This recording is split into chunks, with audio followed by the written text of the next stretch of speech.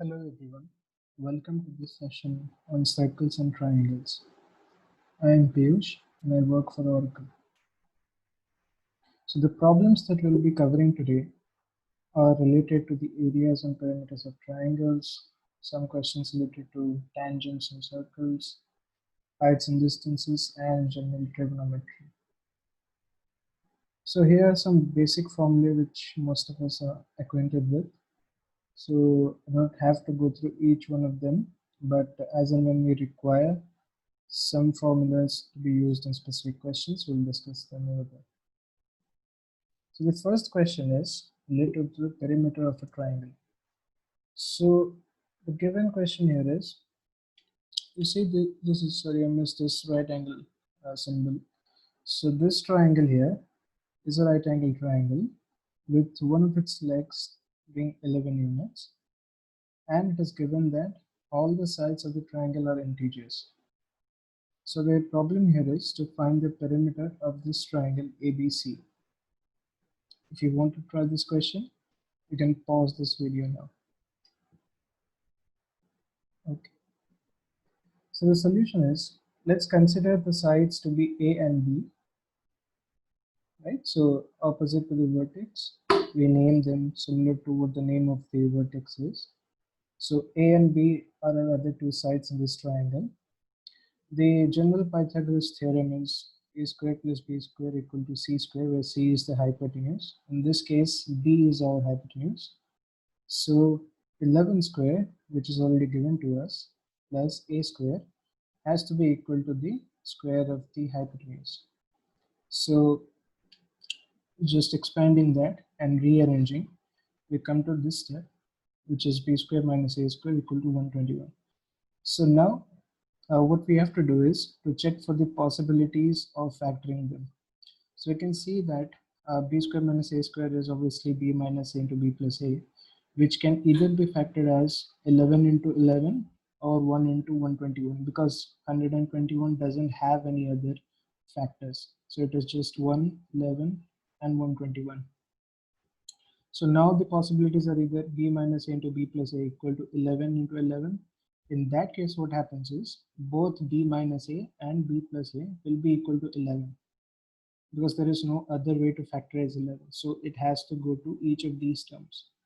So now if both of them are 11, which means b minus a equal to b plus a, right? So if I write b minus a equal to b plus a, so basically I can ignore out b and say that a equal to 0, which is not possible in our case because we are given that it is a triangle. So a triangle with 0 side doesn't make sense, side of length 0.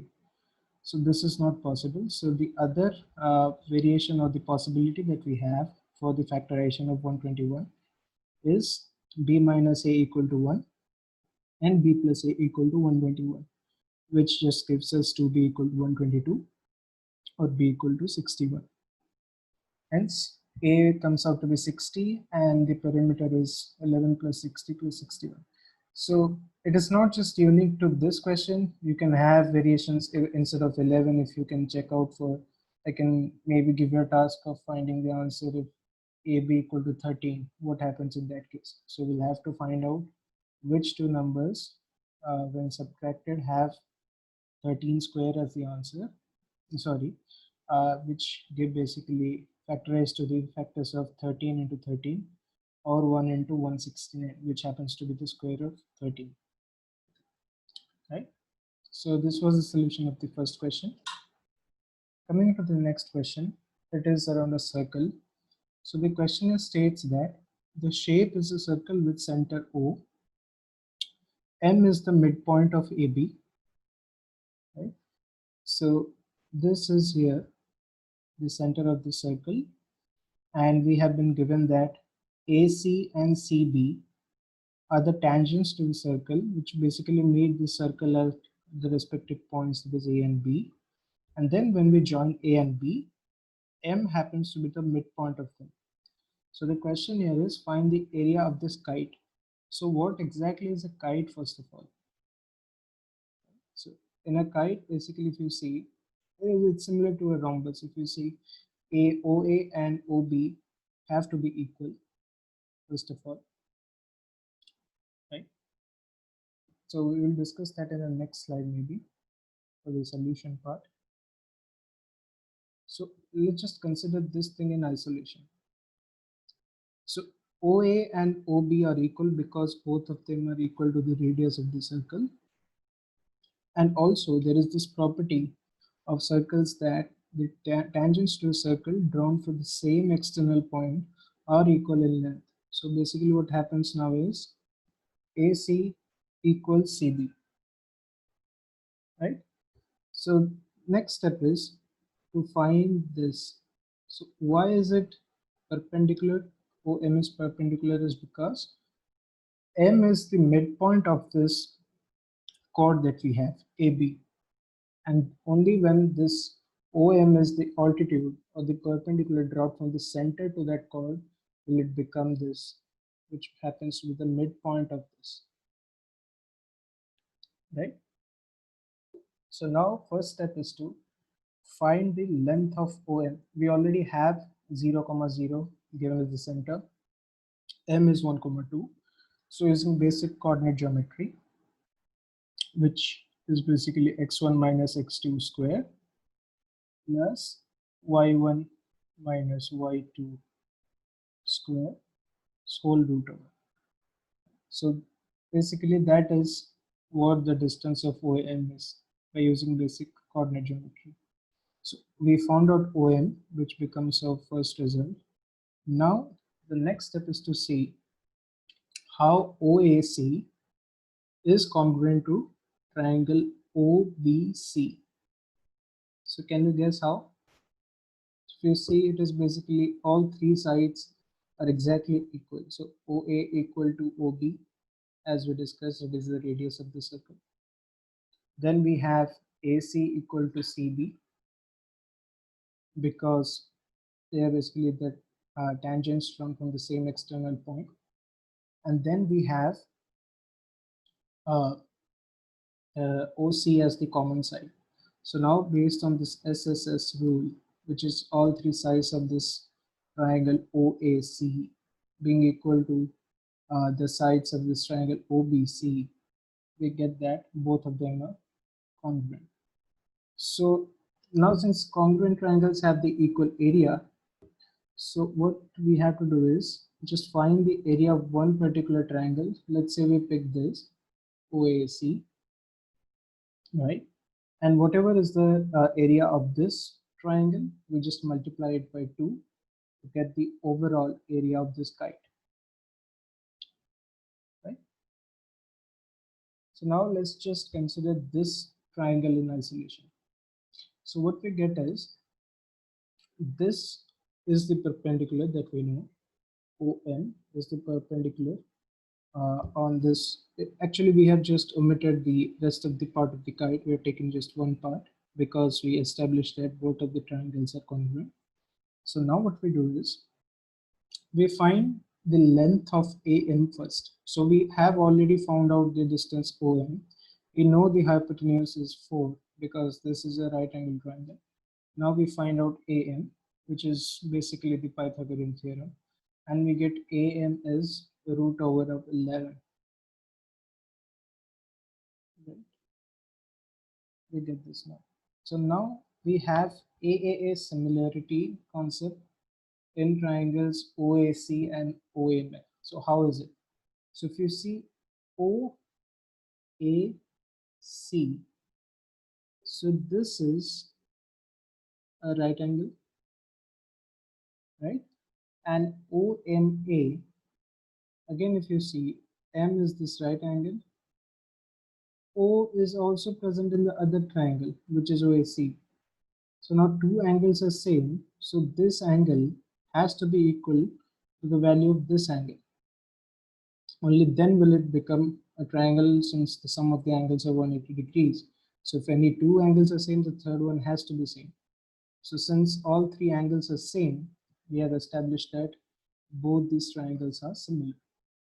So now based on the similarity concepts, once we establish two triangles are similar, the ratio of the corresponding sides is going to be equal.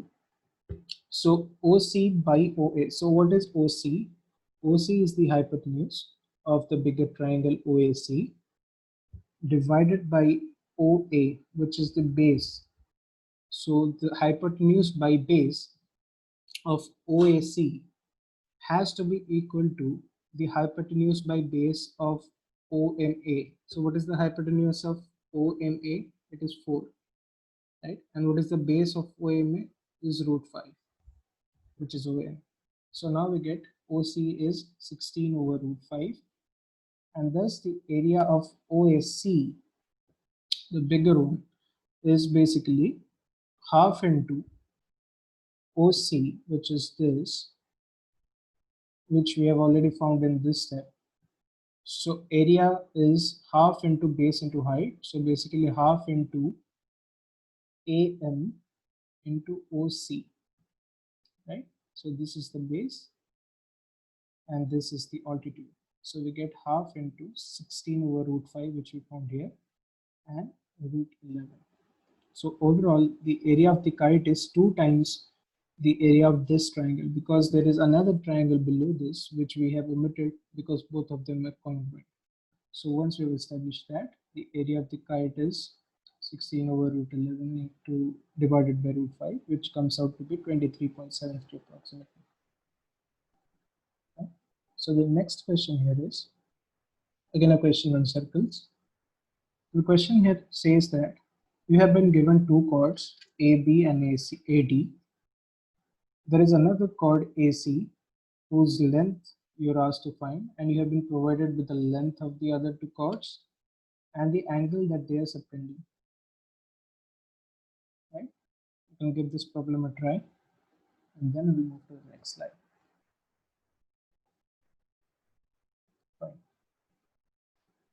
So for the solution part, we are doing some construction here. So what we did is we joined C with B, and we joined D with B as well. The reason we are doing this is there is this cool property about circles which we called inscribed angle theorem. So take this arc, for instance, CD.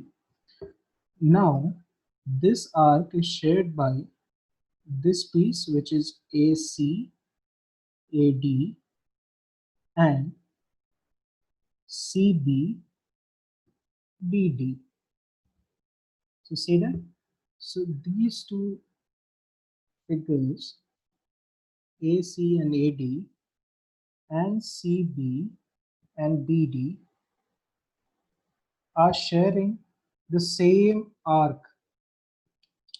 So what this inscribed angle theorem says is the angle does not change as the vertex is moved to different positions on this circle. So what it says is if the arc is same, you are seeing the vertex here to be A and here it is B. Still, since they're sharing the same arc, the angle that they subtend is going to be the same. So this was given as 30 degrees to us. By the inscribed angle theorem, this angle becomes 30 degree as well. So this is a cool property of circles. And similarly, when we consider this arc BC, right, then this angle becomes equal to this angle by a similar rule. So now we have established that CBD, which we didn't know earlier, CBD becomes 30, and the other one, which is CAD, which was already given to us, is equal to 30 degree. And similarly, this angle also is equal to 30 degrees since it is sharing the same arc, which happens to be BC. Right? So now if you see this triangle, let me just clear the map. Yeah. So in this triangle BCD, we have established that this is 30 degree and this is 30 degree. We established that these two angles are same. So whenever any triangle has two angles same, it is an isosceles triangle. So since this is 30 degrees, this also is 30 degrees. So this entire triangle becomes an isosceles triangle. So what happens is BDC is now an isosceles triangle because these two base angles are same. So the next part is, I think this was already mentioned in the formulas page, but again, just to reiterate, cosine formula is going to be one of the most critical formula that you will encounter anywhere, especially in trigonometry. The sine and cosine formula are very important. So it states that it is basically mentioning whatever is assigned to the sides. Say we have a triangle saying ACB and corresponding sides and angles given to us. So the property is for this side C, the square of that side is equal to the sum of the squares of the side less 2 times the product of those sides and the cosine of the side, cosine of the, so corresponding to C we have this gamma, right? C has this gamma. So we multiply the other two sides along with the cosine of the angle for whose side we are calculating the square. Right? So it will hold similarly for both A and B. So for A it will be something like A square equal to C square plus B square minus 2BC cosine of alpha. Right? So now we just consider one of those triangles in isolation. So BC, as we had discussed, has this side as a y. You must have seen it was having another side y, which was basically, it has this as well. So actually it was D and this is y, this is 30 degrees, this is 30 degrees. So we have just ignored the other triangle part and we're just focusing on this now. So in this triangle that we have, x is the unknown, which is basically what the question is asking from us. We have to find the length of x using the cosine formula.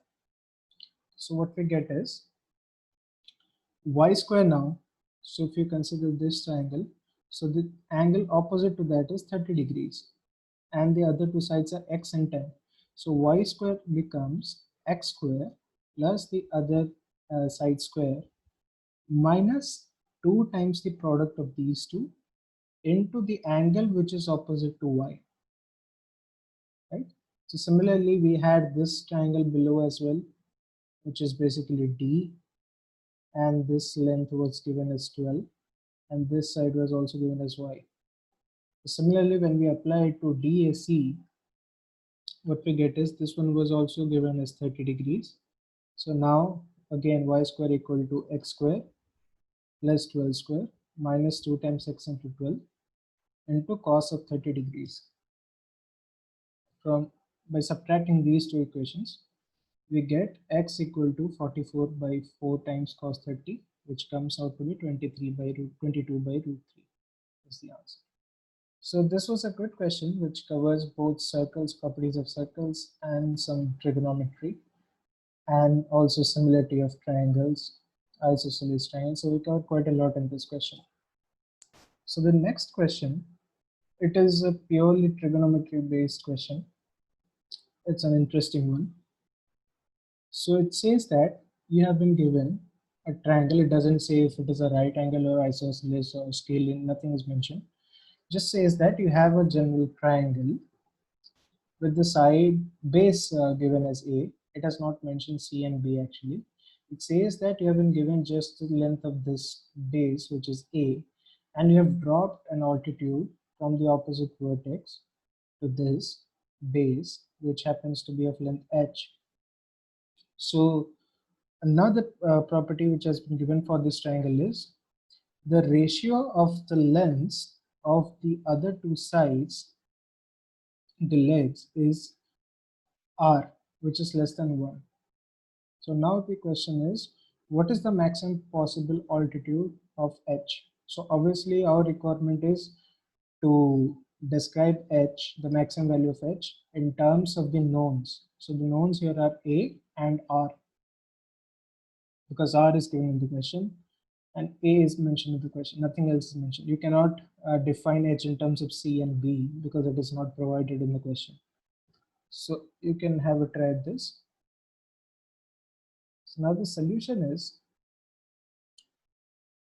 to have a particular understanding of sign rules.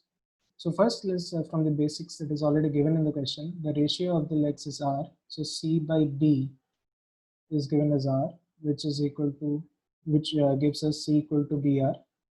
The next part is the area of any triangle is half into base into height. So you have already got this H, you have already got this A.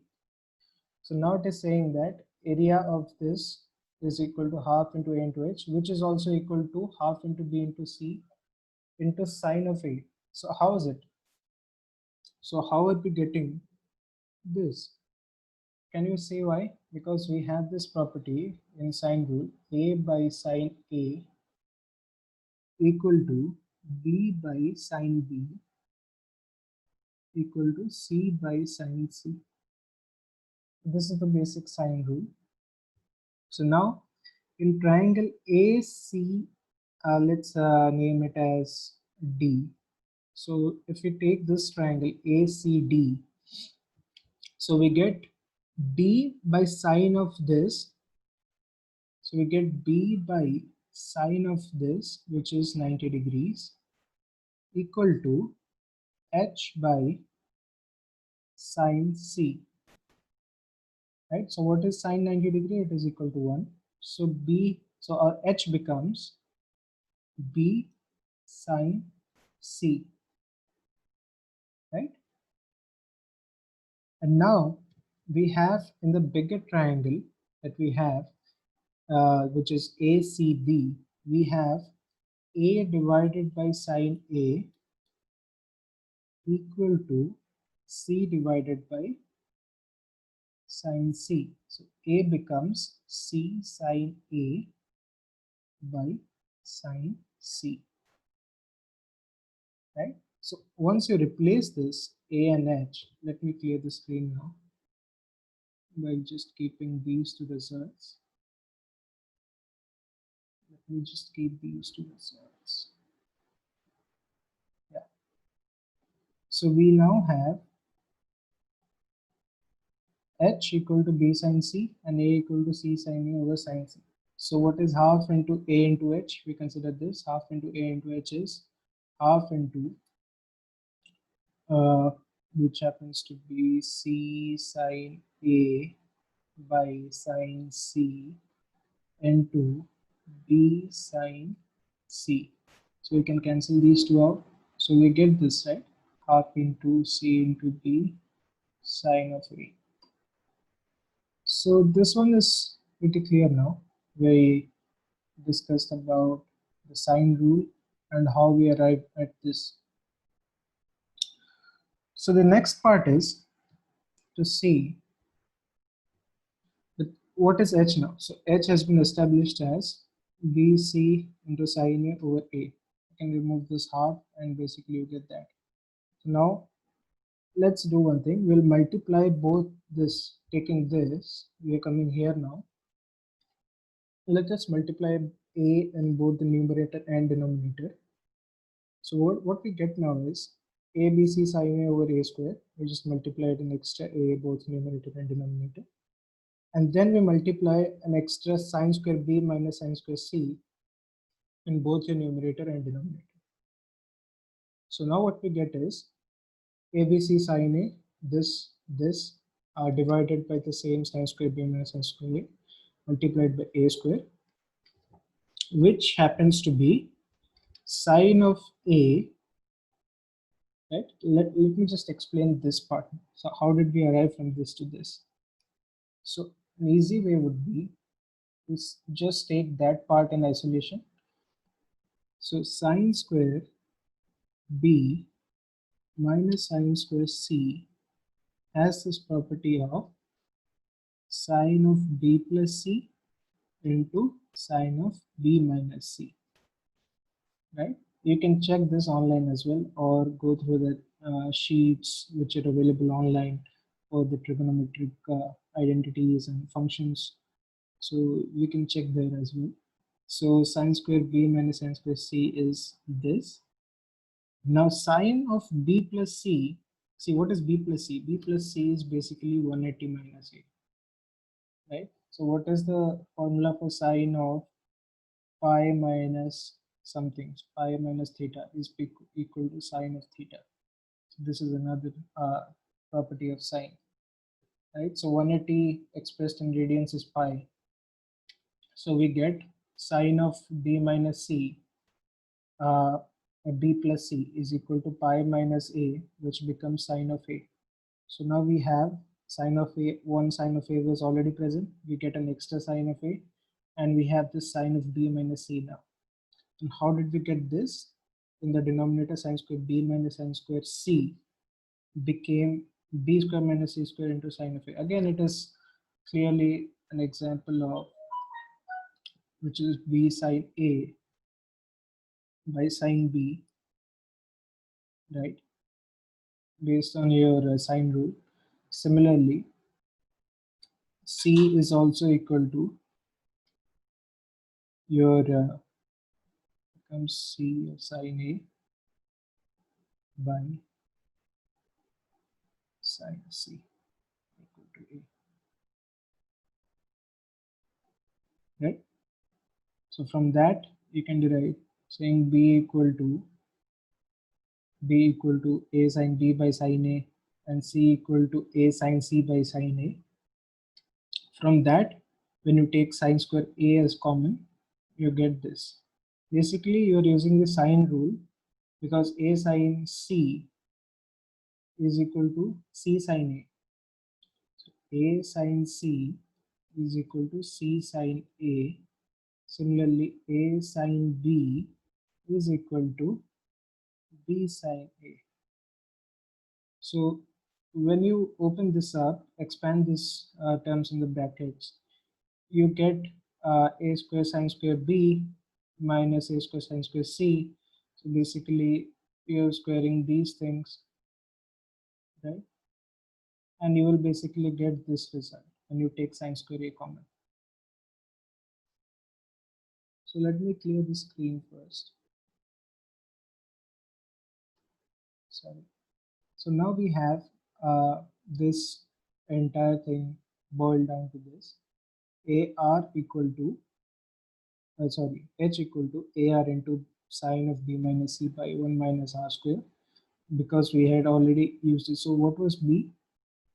B was equal to, or rather I should say C was equal to BR, right? So when you replace this and you replace the value of C over here as BR, you'll get A B square R over in the top. If you ignore the sine part over here and you come to this place, you get B square minus B square R square.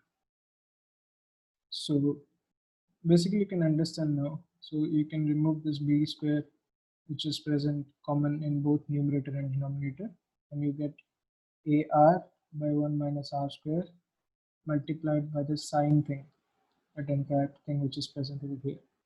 But we know that the maximum value that sine can take is 1 when sine is equal to, the theta is equal to pi by 2 or 90 degrees. Right? So now we have h of h max equal to AR by 1 minus R square, which is the answer. You have basically represented A in terms of the knowns in the question, which is A and R. Right? So the last question that we have here is a simple one based on the heights and distances concept in trigonometry. So it says that the shadow of a building decreases by 40 meters when the sun's altitude changes from 45 to 60 degrees. What is the height of the building? So you can try this question and then I will explain the answer. Right? So it's a simple one. We have here the angles that are given to us. So initially it is saying that the sun was having an angle of 45 degrees, hence it was having a shadow, say BD was the length of the shadow initially, and it was having an angle 45 degrees. Now the sun has subtended angle of 60 degrees, hence the shadow has come closer and it is now BC. BC is the length of the shadow now. So it says what is the height of this? What is the height of this build AB? So it's a basic values of tangent. So tan 40F is 1 and 60 degrees root 3. So when we take triangle ABC first, let's take triangle ABC. So what is the value of tan C? Tan C is height upon base. So it becomes AB by BC equal to tan C equal to tan 60 equal to root 3. Similarly, when we take the outer triangle, the bigger triangle, which is triangle ABD, what do we get? We get that AB by BD has to be equal to tan of 40, which is 1. But what is BD? BD is the sum of BC and this 40 meters, which is already provided to us in the question. Because the shadow has decreased by 40 meters when this angle has increased to 60 degrees. So AB is now BC is now AB minus 40, and initially we had BC equal to AB by root 3. So now once we equate them, it all comes down to AB equal to 94.64, which is the answer. So yeah, these are some of the questions that I had for you today. It was a good session and hope it will help you all. Thank you.